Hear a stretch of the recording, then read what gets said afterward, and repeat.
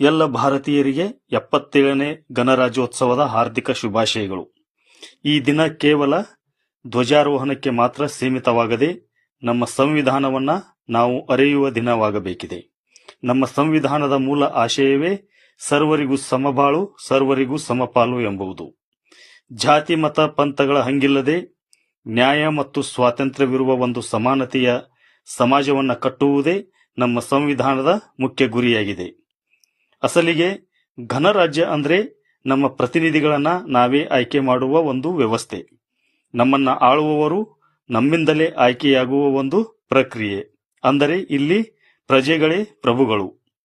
ಸಂವಿಧಾನ ಶಿಲ್ಪಿ doctor B R. Ambedkar ಅವರು ನೀಡಿದ ಸಂವಿಧಾನ ನಮ್ಮ ದೇಶದಲ್ಲಿ ಇಂದು ಜಾರಿಗೆ ಬಂದ ದಿನ ಇದಾಗಿದೆ. Doctor B R. ಅಂಬೇಡ್ಕರ್ ಅವರು ಸಂವಿಧಾನದ ಮೂಲಕ ನಮಗೆ ನೀಡಿದ ಅತಿ ದೊಡ್ಡ ಶಕ್ತಿ ಎಂದರೆ ಮೂಲಭೂತ ಹಕ್ಕುಗಳು. ಇಲ್ಲಿ ಶ್ರೀಮಂತನಿಗೊಂದು ಬಡವನಿಗೊಂದು ನ್ಯಾಯವಿಲ್ಲ. ಪ್ರತಿಯೊಬ್ಬರಿಗೂ ಘನತೆಯಿಂದ ಬದುಕುವ ಮತ್ತು ತಮ್ಮ ನಾಯಕರನ್ನ ಆರಿಸುವ ಸಮಾನ ಮತದಾನದ ಅಧಿಕಾರವನ್ನ ಬಾಬಾ ಸಾಹೇಬರು ನಮಗೆ ಕಲ್ಪಿಸಿಕೊಟ್ಟಿದ್ದಾರೆ. ಭಾರತದಂತಹ ವೈವಿಧ್ಯಮಯ ದೇಶವನ್ನ ಒಂದಾಗಿ ಇರಿಸುವುದು ಇದೇ ನಮ್ಮ ಸಂವಿಧಾನ. ಇದು ಕೇವಲ ಒಂದು ಪುಸ್ತಕ ಅಲ್ಲ, ನಮ್ಮ ದೇಶದ ಆತ್ಮ.